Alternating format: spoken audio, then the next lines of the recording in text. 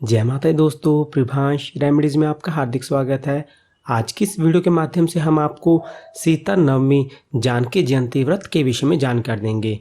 सीता नवमी, जिसे सीता जयंती या जानकी जयंती भी कहते हैं, इस मई महीने में इसका पावन त्यौहार कौन सी तिथि को आ रहा है, सीता जयंती की पूजा विधि, सीता जयंती, जानकी जयंती पूजा का शुभ मुहूर्त और इसकी पौराणिक कथा कौन सी है, यह समस्त जानकारी हम आपको अपने इस वीडियो के माध्यम से देंगे। तो कृपया अंत तक हमारे इस वीडियो के साथ बने रहिए।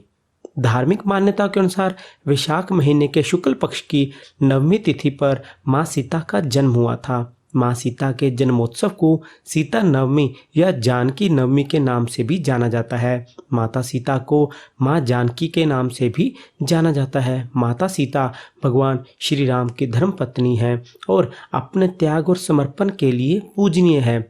सीता नवमी का त्यौहार बड़े ही धूमधाम से मनाया जाता है। इस दिन सुहागिन स्त्रियां अपने पति की लंबी उम्र के लिए व्रत भी रखती हैं। मान्यता है कि जो भी इस दिन व्रत रखता है वह श्री राम सहित सीता माता का विधि विधान से पूजन करता है। उसे पृथ्वी दान का फल, 16 महान दानों का फल तथा सभी तीर्थों के दर्शन का फल अपने आप मिल जाता है।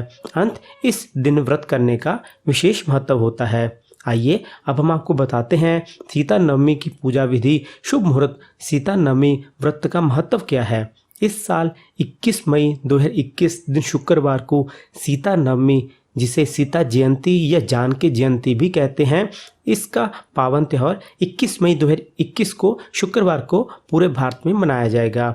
सीता नवमी तिथि की शुरुआत 20 मई को दोपहर 12:25 से प्रारंभ होगी और इस तिथि की समाप्ति 21 मई सुबह 11:10 पर होगी। अंत सीता नवमी का त्यौहार 21 मई को ही मनाया जाएगा। अब हम आपको बताते हैं सीता जयंती के विषय में कुछ विशेष जानकारी। सबसे पहले हम आपको सुनाएंगे सीता माता के जन्म की कथा। सीता के विषय में रामायण और अन्य ग्रंथों में जो उल्लेख मिलता है, उसके अनुसार मिथिला के राजा जनक के राज में कई वर्षों से वर्षा नहीं हो रही थी। इससे चिंतित होकर जनक ने जब ऋषियों से विचार किया, तब ऋषियों ने सलाह दी कि महाराज स्वयं खेत में हल चलाएं तो इंद्र की कृपा हो सकती है। मान्यता है कि बिहार स्थित सीममढ़ी पर पुनोरा नामक गांव ही वह स्थान है जहां राजा जनक ने हल चलाया था। हल चलाते समय हल एक धातु से टकराकर अटक गया। जनक ने उस स्थान की खुदाई करने का आदेश दिया। इस स्थान की खुदाई करने के उपरांत एक कलश निकला जिसमें एक सुंदर कन्या थी। राजा जनक की कोई संतान नहीं थी, वे निसंतान थे। उन्होंने कन्या को ईश्वर की कृपा मानकर पुत्री बना लिया। हल का फल, जिसे सीत कहते हैं, उससे टकराने के कारण कलश से कन्या बाहर आई, इसलिए कन्या का नाम सीता रखा गया था। वाल्मीकि रामायण के अनुसार श्री राम के जन्म के 7 वर्ष 1 माह बाद वैशाख मास के शुक्ल पक्ष की नवमी को जनक द्वारा खेत में हल की नोक के स्पर्श से एक कन्या मिली, जिसे उन्होंने सीता का नाम दिया। जनक दुलारी होने से जानकी, मिथिलावासी होने से मिथिलेश कुमारी नाम भी उन्हें मिले। वैदिक ग्रंथों में उनकी अलौकिकता व महिमा का उल्लेख है, जहाँ उन्हें शक्ति स्वरूपा भी कहा गया है। अब हम बताते हैं सीता नवमी या सीता जयंती का क्या महत्व है। सीता जी की जयंती वैशाख शुक्ल नवमी को मनाई जाती है, किंतु भारत के कुछ भागों में इसे फाल्गुन कृष्ण अष्टमी को भी मनाते हैं। रामायण के अनुसार वह वैशाख में अवतरित हुई थी, किंतु नरने सिंधु के कल्पत्रु ग्रंथानुसार फाल्गुन कृष्ण पक्ष की अष्टमी को माँ का जन्म हुआ था। अंत दोनों ही तिथियाँ उनके जयंती हेतु मान्य हैं। पिछले महीने 6 मार्च को भी जानकी जयंती का व्रत आया था। मर्यादा पुरुषोत्तम श्री राम तथा माता जानकी का अनन्य भक्त तुलसीदास ने रामचरितमानस के बालकांड के प्रारंभिक श्लोक में सीता जी को ब्रह्म की 3 क्रियाओं, उद्भव, स्थिति, संहार की संचालिका तथा आदिशक्ति कहकर उनकी वंदना की है। इस घटना से ज्ञात होता है कि सीता राजा जनक की अपनी पुत्री नहीं थी।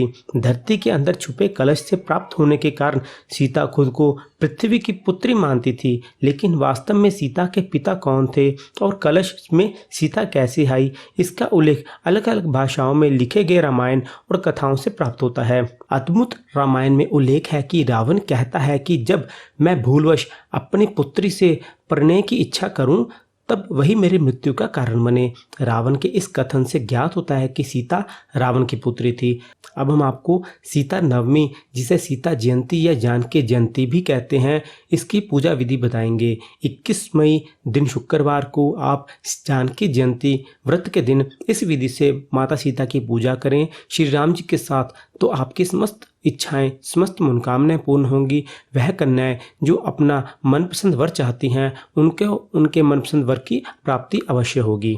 जिस प्रकार हिंदू समाज में रामनवमी का बहुत महत्व है, उसी प्रकार जानकी नवमी या सीता नवमी का भी बहुत ज़्यादा महत्व है।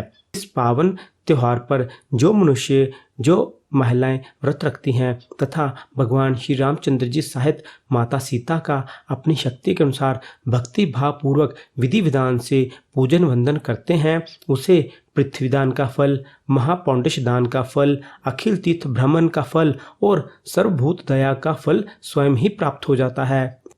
सीता नवमी पर व्रत एवं पूजन हेतु अष्टमी तिथि को ही स्वच्छ होकर शुद्ध भूमि पर सुंदर मंडप बनाएं।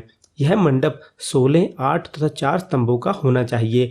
मंडप के मध्य में सुंदर आसन रखकर माँ सीता एवं भगवान श्री राम की मूर्ति की स्थापना करें, उनके चित्र की स्थापना करें। पूजन के लिए स्वर्ण, रजत, त्राम, पीतल, काठ एवं मिट्टी, इनमें से सामर्थ्यानुसार किसी एक वस्तु का चयन करें और इनमें से किसी एक वस्तु में बनी हुई प्रतिमा की स्थापना की जा सकती है। मूर्ति के अभाव में चित्र द्वारा भी पूजन किया जा सकता है। नवमी के दिन स्नान करने के पश्चात जानकी राम का श्रद्धापूर्वक पूजन करना चाहिए।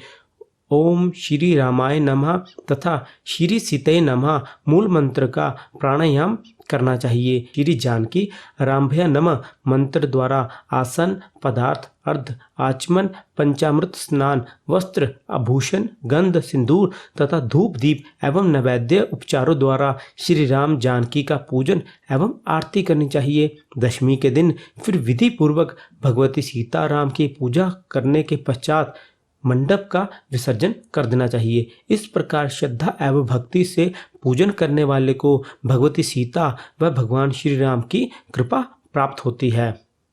अब हम आपको बताते हैं जानकी जयंती पर व्रत रखने का क्या महत्व होता है, इससे आपको कौन से फल की प्राप्ति होती है। सीता नवमी के दिन व्रत रखने का बहुत ज़्यादा महत्व होता है। इस पावन दिन सुहागन स्त्रियां अपने पति की लंबी उम्र के लिए व्रत रखती हैं। माता सीता की पूजा अर्चना करने से सभी तरह की समस्याएं दूर हो जाती हैं। जो कन्याएं जिनका अभी तक विवाह नहीं हुआ है और वह अपना मनपसंद वर चाहती हैं, वह भी इस व्रत को कर सकती हैं। इस व्रत को करने के पश्चात, माता सीता की पूजा अर्चना करने के पश्चात उनको उनका मनवांछित वर अवश्य मिलेगा। माँ सीता, माँ जानकी का उनको आशीर्वाद अवश्य मिलेगा। उनकी समस्त मनोकामनाएं पूर्ण होंगी। विवाह के बाद उनको अच्छा घर, अच्छी संतान की प्राप्ति होगी। तो 21 मई 2021 दिन शुक्रवार को सीता नवमी, जिसे जानकी जयंती और सीता जयंती के नाम से भी जाना जाता है, इस दिन माता सीता के साथ प्रभु श्री रामचंद्र जी का श्रद्धा भाव से पूजा अर्चना करें, उनका सिमरन करें, व्रत करें, जिससे कि वह प्रसन्न हो और आप पर अपनी असीम कृपा बरसाएं, आपकी समस्त मनोकामनाएं, समस्त इच्छाएं पूर्ण करें। तो आज की वीडियो में इतना ही। अगर आपको वीडियो अच्छी लगे तो नीचे कमेंट्स में जय श्री राम, जय जानकी माँ अवश्य लिखें और वीडियो पाने के लिए हमारे चैनल को सब्सक्राइब करें और रिंग बेल के बटन को जरूर दबाएं। हम अपने इस चैनल के माध्यम से आपको साल 2021 में आने वाले सभी महत्वपूर्ण व्रत कथाएं, शुभ मुहूर्त, सरल पूजा विधि, शुद्ध पंचांग और भी कोई महत्वपूर्ण जानकारियां होंगी, समय समय पर आप तक पहुंचाते रहेंगे। तो अब आप हमें दें इजाज़त, हम आपको अपनी अगली वीडियो में एक नए विषय के साथ मिलेंगे। तब तक आप हमारे साथ बने रहिए। जय माता दी।